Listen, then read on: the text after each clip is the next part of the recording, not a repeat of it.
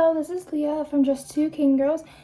I'm going solo today with this video. We haven't been posting in a couple weeks because we've been so busy, and then I thought I would do one by myself since my sister hasn't been able to do it with me. So I'm gonna see how that goes today. So today I'm gonna be talking about relationship books that I've read that have been impactful for me, that I've enjoyed, that gave me good advice and stuff. So we're gonna start. We have several different books here. I have 6 books, so I'm just gonna read a little bit about them on the back and stuff. And yeah, so let's get started. So this one's called Passion and Purity by Elisabeth Elliot. This book, Elisabeth Elliot is a great author. She wrote a lot of different books, and in this book, I will read what the back says about it. In Passion and Purity, Elisabeth Elliot emphasizes the need to commit daily to Christ all matters of the heart and wait upon Him. She teaches this often painful yet rewarding discipline by candidly tracing her love story with Jim Elliot as evidence that she has been there. Through letters, diary entries, and memories, she shares the temptations, difficulties, victories, and sacrifices of 2 young people whose commitment to Christ took part of their love for each other.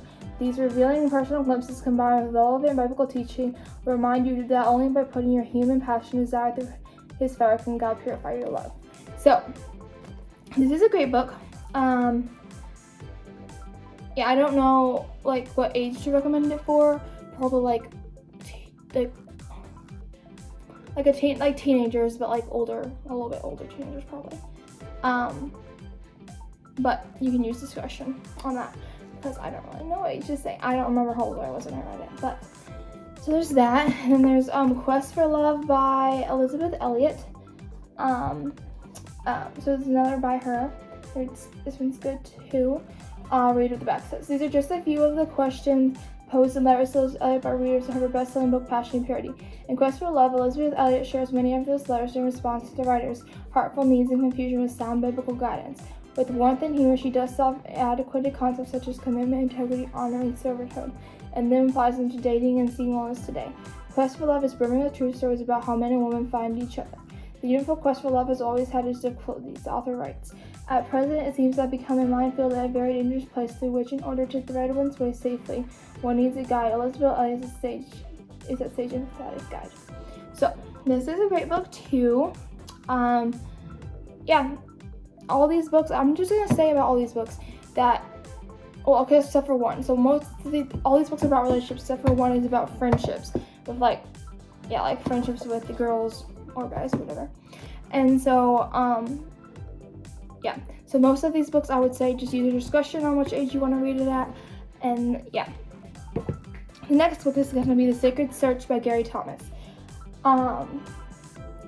This is what the back says. Don't get married until you read this book. In The Sacred Search, Gary Thomas challenged you to think beyond finding a soulmate and to look for a soulmate. So instead of how people say SOUL mate, it's a soulmate, only one person.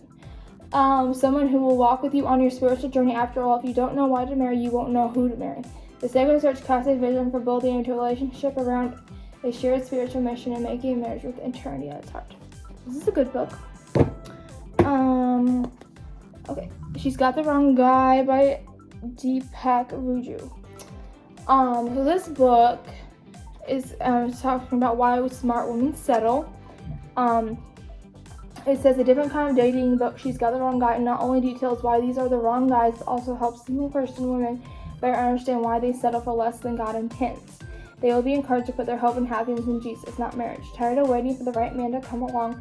Weary of delaying wedding bliss? Are you tempted to redefine love so you can accommodate a lesser man in an okay marriage? If you're looking for an emotional strength to wait well on God's man, Deepak Ruju has written the perfect guide in this remarkable book you hold in your hands. I gave it a big double thumbs up.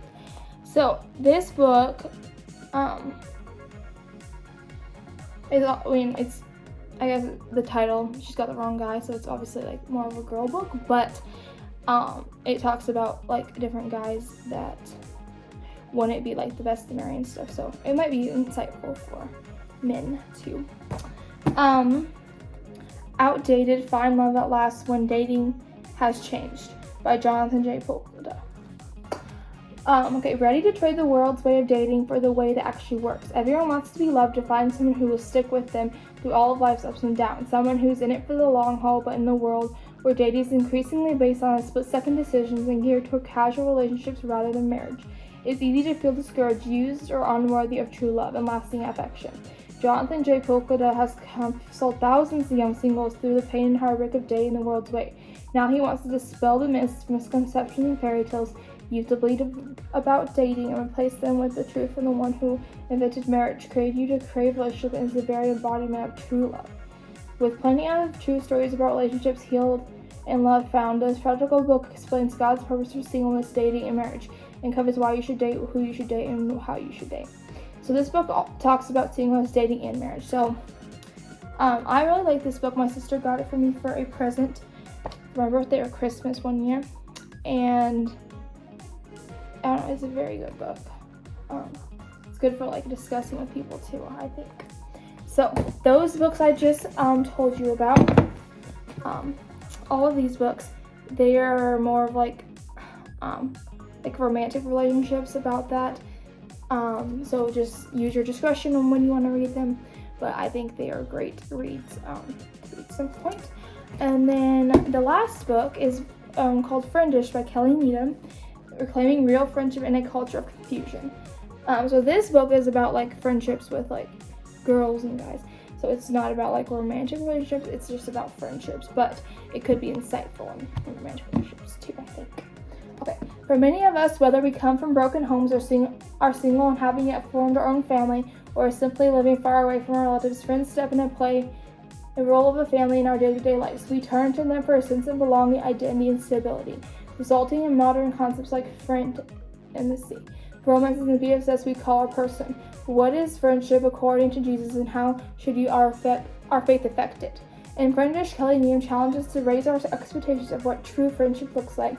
With a clear view of Scripture and in their perspective, she helps us identify unhealthy signs, tackles the stumbling blocks of genuine friendship, and reiterates us toward the purposeful relationships each of us craves. Our friendships really can be more than what the world offers. They can be satisfying, joy-filled, godly relationships that will not only change your lives now, but will have the power to change eternity. So it's a really good book. Yeah. So I will hold up all the books if I can.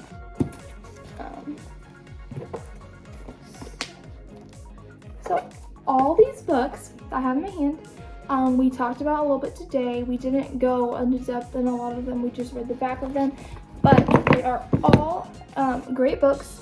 I think you should check out sometime. And I hope you have a good rest of your day. Thanks for watching. We'll see you next time. Bye. Oh, don't forget to give us a thumbs up and subscribe. See you next time.